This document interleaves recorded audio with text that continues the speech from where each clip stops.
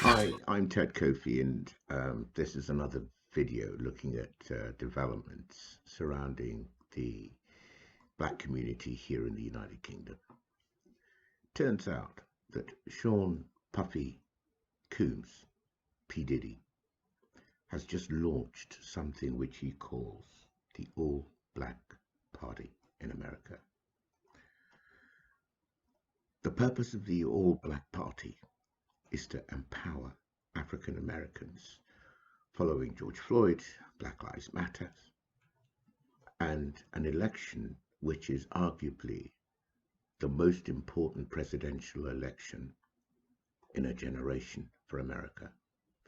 It will determine whether the sitting president, who is shy of uh, speaking out against white supremacists,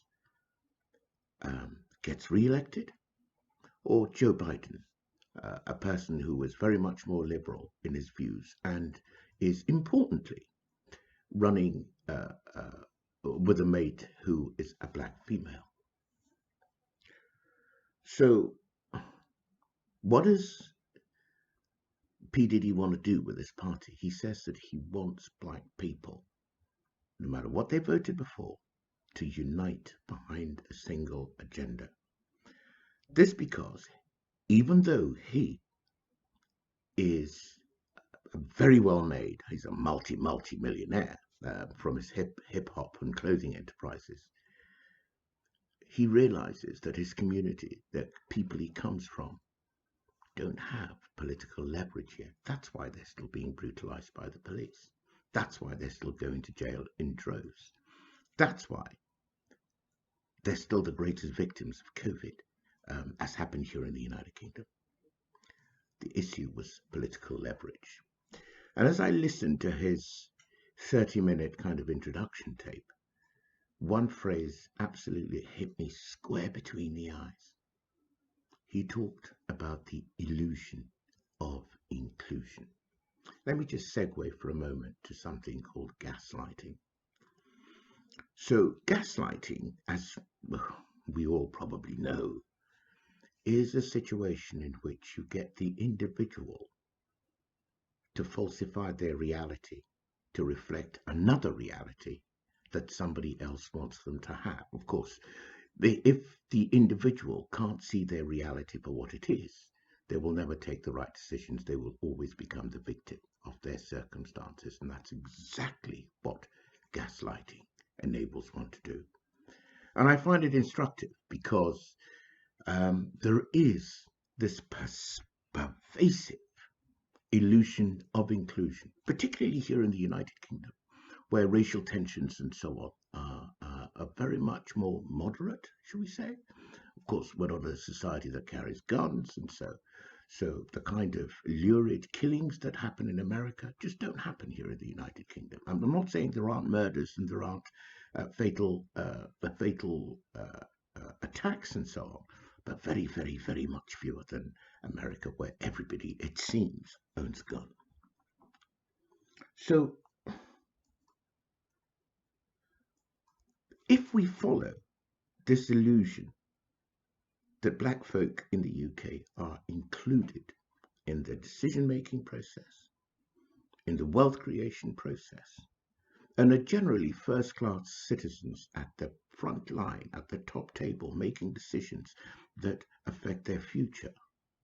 If we're not in that position yet, going purely by past performance and current performance, the trajectory towards being at the top table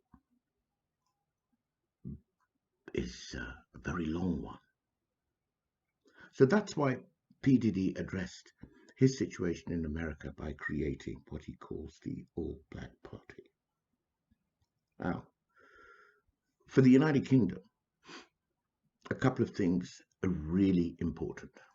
One, what young black kids in the UK have to look forward to. The only reason that many Africans of my generation are where we were, where we are now, is because of the role models that we had. I mean, at a very young age, my father was at the top of his career. That was my benchmark.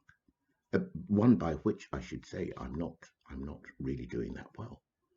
But it's nice to have somebody who looks like you, has your name, or sounds like you, or behaves like you to look up to.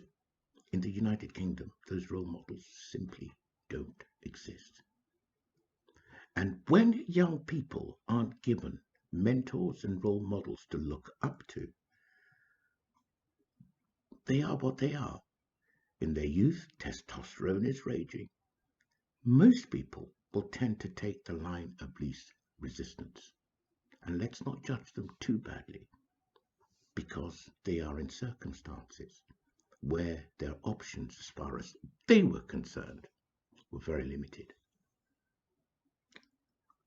Secondly, this illusion of inclusion has another impact, which is one of muting the voices of people of African origin, of black people.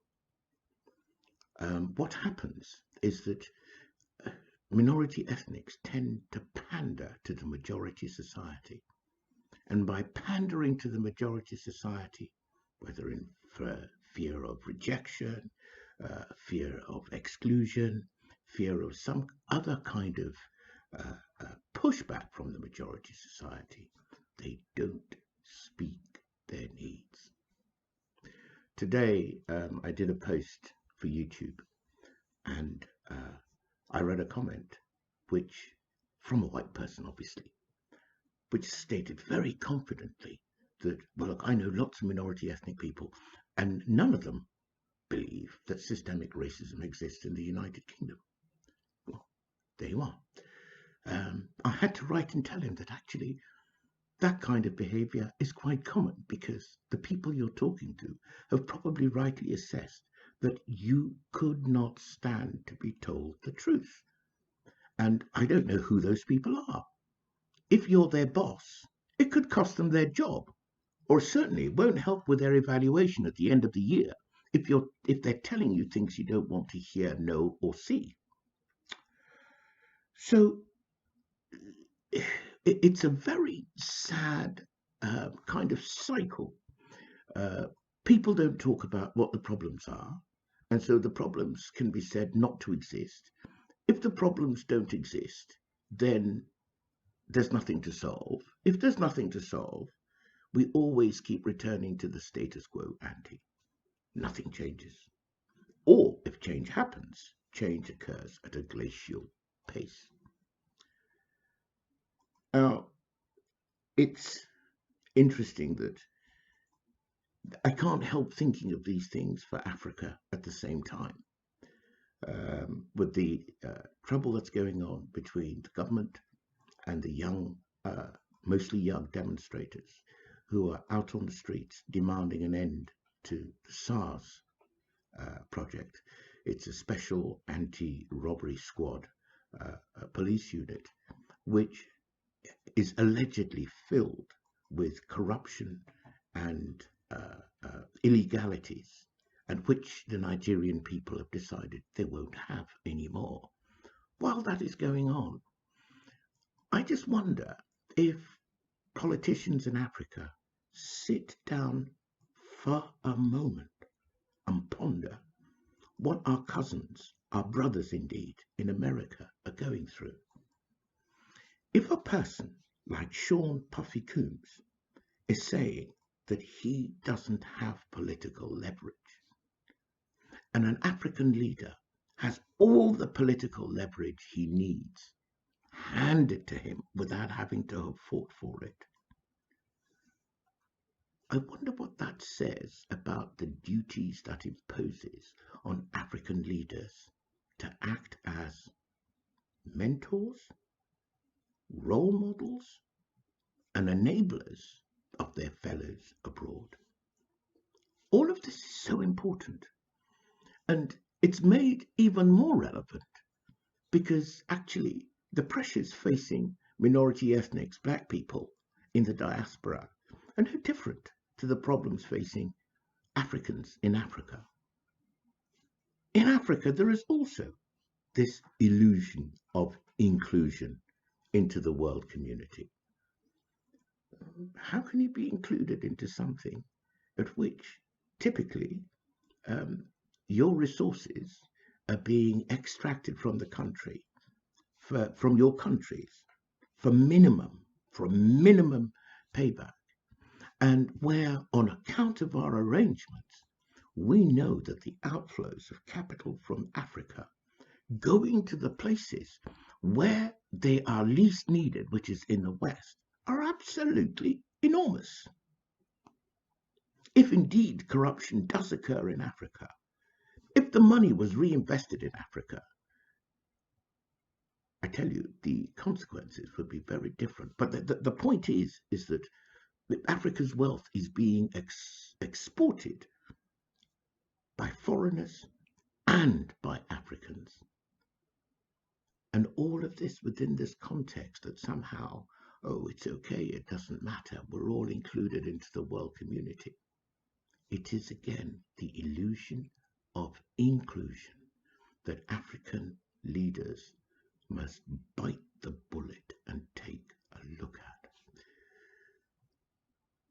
Coombs has put something out which is going to be a game changer. There is absolutely no doubt. And I think the pressures leading up after the death of George Floyd, the Black Lives Matters movement, which spread to 50 countries and so on, all of these things have provided game changers. And the time is coming when people everywhere who are in the diaspora need to start thinking about this illusion of inclusion. It's not a problem just for black people, because it takes two to be included into a deal. White societies, Western societies, must also realize that this illusion that's created of equality and fair play and so on and so forth is actually beginning to wear somewhat thin now, and that real changes need to take place. Because if they don't, things will go the way of America. And I'm not sure that's a great way to go, especially when you've got a story. Here's one I made earlier. We can all see where this is going.